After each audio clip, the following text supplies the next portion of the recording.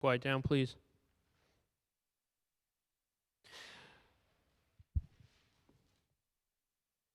Good morning and welcome to today's New York City Council vote for the Subcommittee on Zoning and Franchises. At this time, we ask that you please silence all electronic devices, and at no time are you to approach the dais. Chair Riley, we're ready to begin. Good morning and welcome to a meeting of the Subcommittee on Zoning and Franchises. I'm Councilmember Kevin Riley, Chair of the Subcommittee. This morning I'm joined by Chair Salamanca, remotely by Councilmember Moya, and in the chambers by Councilmember Abreu, Hanks, Shulman, Salam, Carr, and Zwang. And Botcher. Today we are voting on 5 proposals. The 73-99 Empire Boulevard rezoning in Councilmember Hudson's district, the 166 Kings Highway rezoning in Councilmember Zwang's district, the 19 Maspeth Avenue rezoning. One second, everyone.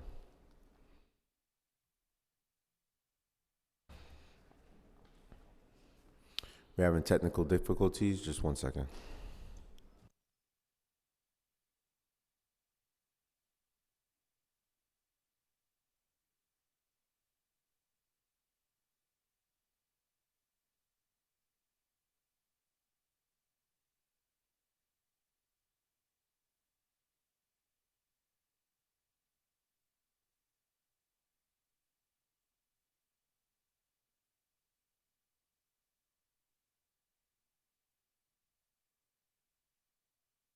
Can you please do an audio check in the room? Microphone check. Thank you. Webinar started.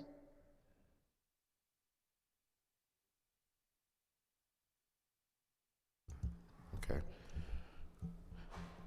Today we are voting on 5 proposals. The 73-99 Empire Boulevard rezoning in Councilmember Hudson's district, the 166 Kings Highway rezoning in Councilmember Zwang's district, the 19 Maspeth Avenue rezoning in Councilmember Gutierrez's district, the 2201-2227 Neptune Avenue rezoning in Councilmember Brandon's district, and the Western Rail Yard modification proposal in Councilmember Botcher's district.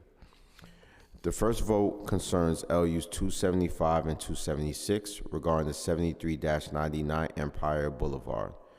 The applicant is seeking to build a mixed-use development in the southern section of Crown Heights in Brooklyn.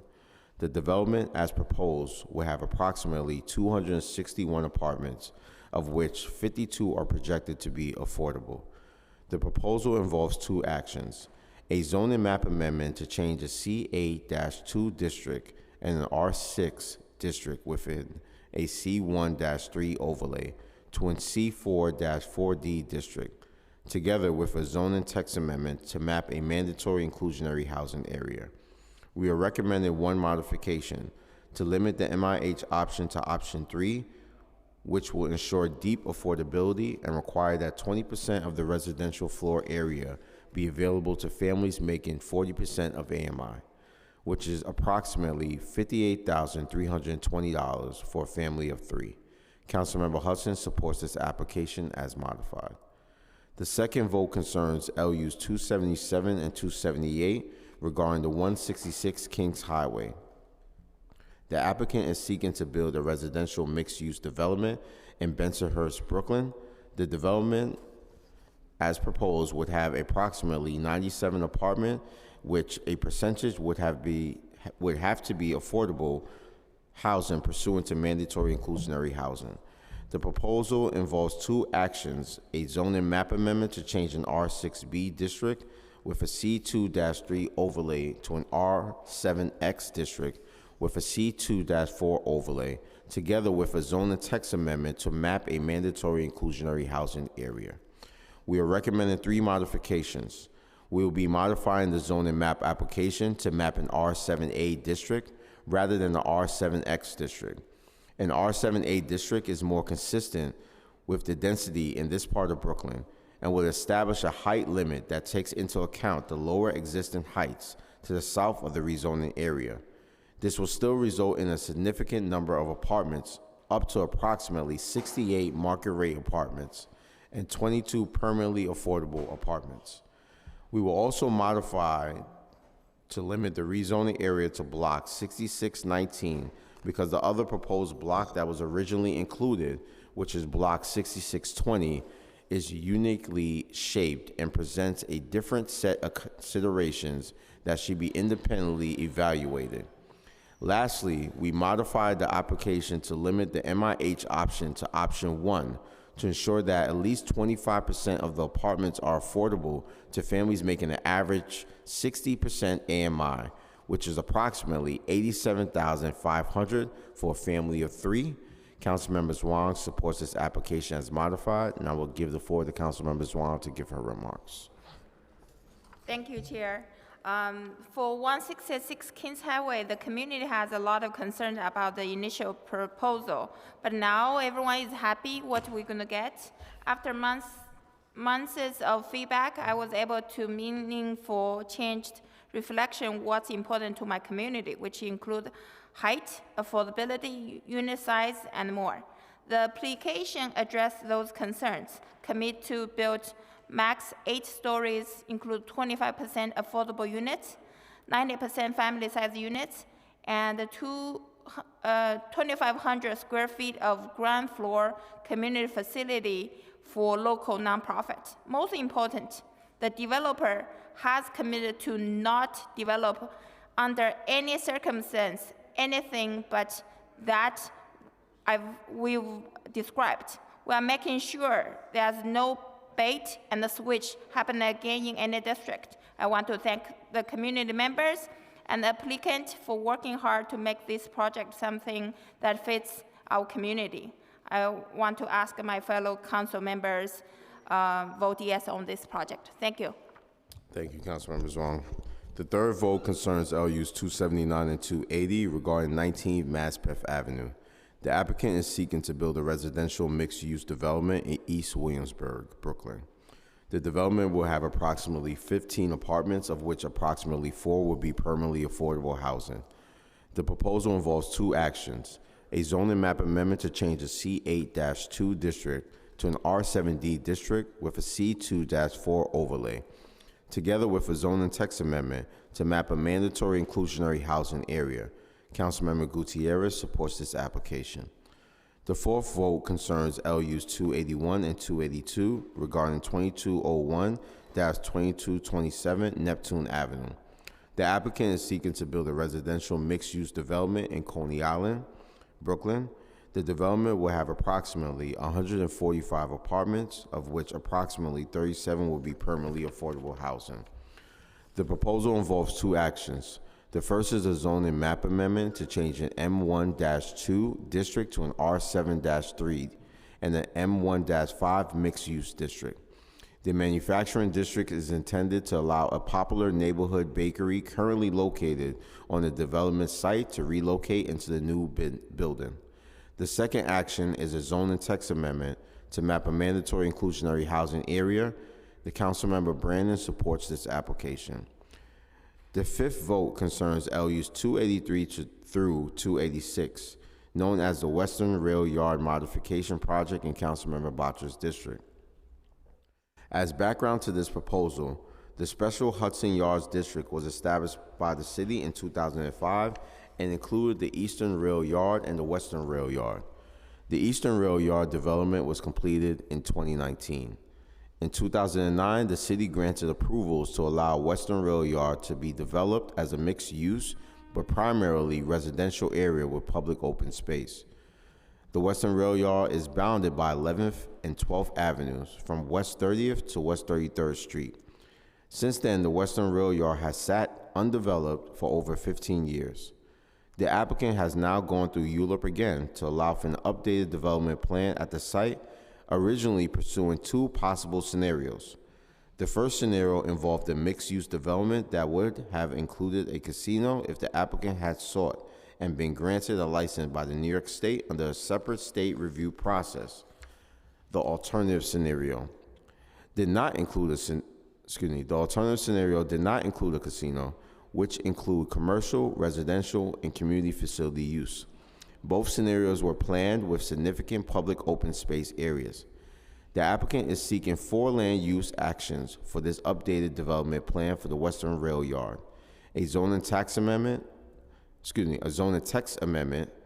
modifying the special permit provisions of zoning resolution, section 93-58, a zoning special permit pursuant to the amended special permit text, seeking waivers for various bulk, use, curb cut, and public space requirements, an amendment to the city map involving the changes of grades on West 33rd Street, and the delineation of a public access easement, and the amendment of a previously approved restricted declaration associated with the proposed 2009 development to reflect the development now proposed for the site.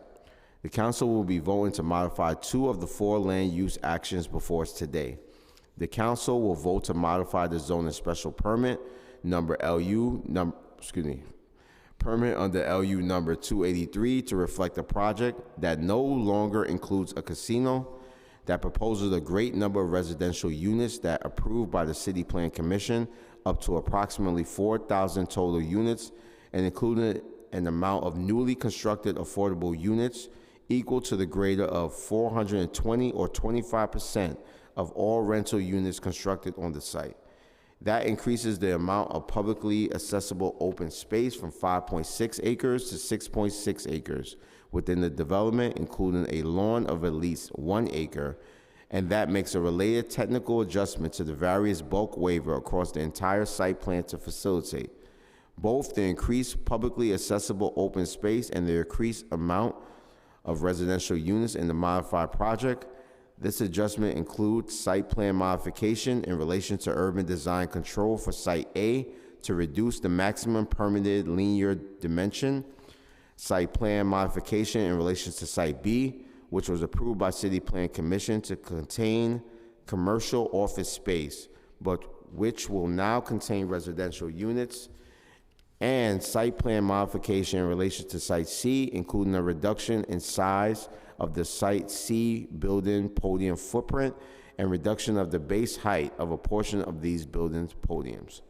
We will also be modifying the related restrictive declaration under LU 286 to reflect the council modification I have described. Councilmember Bottcher supports this application as modified, and I will give the floor to Councilmember Bottcher for his remarks. Thank you so much. So the application we're voting on today, as everyone knows, was originally powered by a gaming facility, a casino. And I truly believe that something as consequential as a casino, it has to have substantial community support.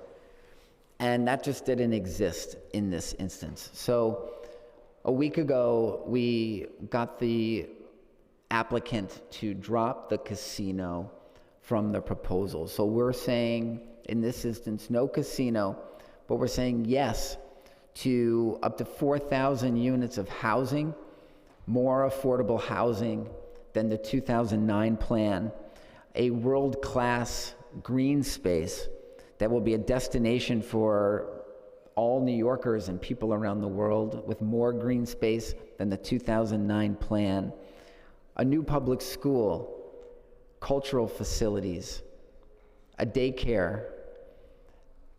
There's still details to work out between now and June, but this is an opportunity that we can't afford to let slip away. It's a must-act moment for our city, and I look forward to turning this long-promised vision into real progress for the West Side and all of New York City.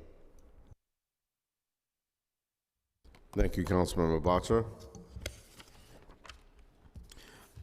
I will now call for a vote to approve modification LUs 275 and 276 relating to the 73-99 Empire Boulevard rezoning proposal, to approve of modification to LUs 277 and 278 relating to the 166 Kings Highway rezoning proposal, to approve LUs 279 and 280 relating to the 19th Maspeth Avenue rezoning proposal, to approve LUs 281 and 282 relating to the 2201-2227 Neptune Avenue rezoning proposal, and to approve modifications of LUs 283, 284, 285, and 286 relating to the Western Rail Yard modification proposal. Council, please call the roll. Chair Riley. Aye. Councilmember Moya.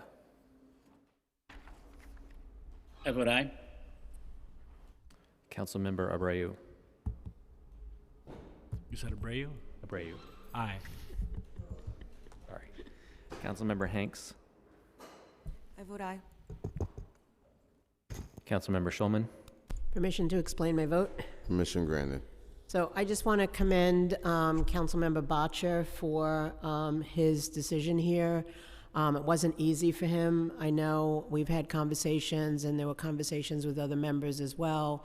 There is still some opposition to this. You know, it's interesting because everybody says they want affordable housing, but then they don't want it in their communities. So this is something that's going to create a real space, not just for affordable housing, but an unused hole in the ground, essentially, that really needs to be updated and upgraded, and there'll be beautiful amenities. And Councilmember Botcha is very committed to his district and his constituents, and again, I want to commend him, and I vote aye. Councilmember Salam. I vote aye. Councilmember Carr. Aye on all. Chair, by a vote of 7 in the affirmative, 0 in the negative, and no abstentions, the items are adopted and referred to the full Land Use Committee. Thank you. That concludes today's business. I would like to thank the members of the public, my colleagues, subcommittee council, land use, and other council staff, and the Sergeant at Arms for participating in today's meeting. This meeting is hereby adjourned.